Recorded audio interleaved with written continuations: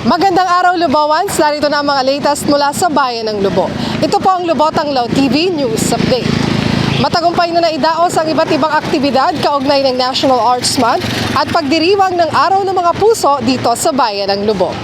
Matagumpay na naidaos ang National Arts Month Celebration, a Valentine's Day special ng lokal na pamahalaan ng Lubo noong Miyerkules, February 14 sa Lubo Town Plaza.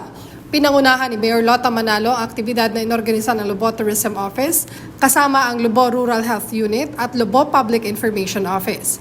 Kabilang sa mga isinagawa ang medical services gaya ng libreng x-ray, libreng eye check-up at libreng risk assessment para sa cardiovascular program, habang matagumpay ding na isagawa ang mobile photography at ang spoken word poetry contest. Layunin ng mga aktibidad na maipromote ang pangangalaga sa kalusugan ng mga mamamayan at mahubog ang husay sa sining ng ating mga kababayan. Nagsagawa ang Lubo Rural Health Unit ng libreng pagsusuri sa lahat ng may karamdaman sa balat o skin disease noon namang February 15 sa kanilang tanggapan.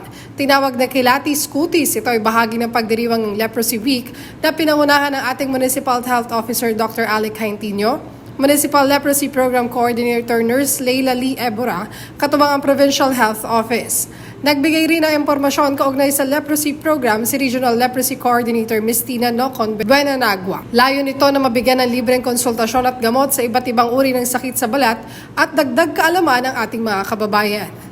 Nagsagawa naman ng buntis serye o usapang buntis na pagtuturo sa tamang pangangalaga para sa ligtas na pagbubuntis ang kinatawan ng Lubo Rural Health Unit sa pangunguna ni Maternal, Neonatal and Child Health Nutrition Program Coordinator Nurse Marisol Moises noon pa ring February 15 sa Barangay Balatbat. Libreng prenatal check-up, vitamins at hygiene kits ang pinamigay sa 10 nagdadalang taong Lubowa na dumalo rito. Tinalakay din dito ang kahalagahan ng family planning at wastong pangangalaga sa mga buntis. Nagumpisa na ang pagpaplano para sa Barangayan 2024 na target umpisahan ngayong Abril. Pinangunahan ni Mayor Lota Manalo ang pagpupulong kasama ang mga department at office heads na maaaring magdala ng serbisyo at tulong sa mga kababayan natin buhat sa malalayong barangay. Kabilang sa mga serbisyong target ilapit sa mga kababayan natin ang health, agriculture at social services.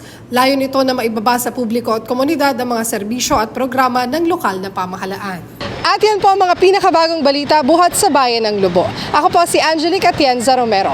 Muli ito ang Lubotang Law TV News Update.